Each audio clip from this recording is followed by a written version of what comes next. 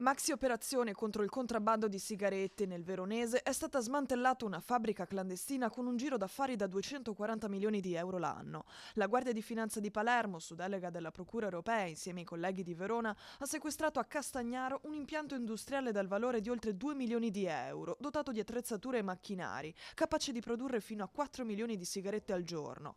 Nell'operazione sono state trovate 17 tonnellate di sigarette pronte alla vendita e 8 tonnellate di tabacco triturato, oltre a materiali per il confezionamento contraffatto. Parte della merce era stoccata anche in depositi nel Padovano, a Monselice e Terrassa Padovana, dove sono stati sequestrati 31 bancali di materiali per la produzione di tabacchi e 9 tonnellate di sigarette.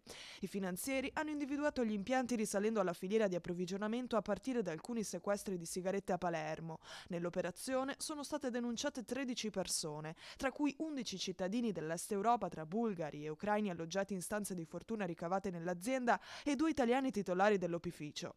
Secondo le stime delle Fiamme Gialle, l'attività illecita avrebbe garantito profitti fino a 700.000 euro al giorno, con un danno annuo alle finanze pubbliche di circa 160 milioni di euro.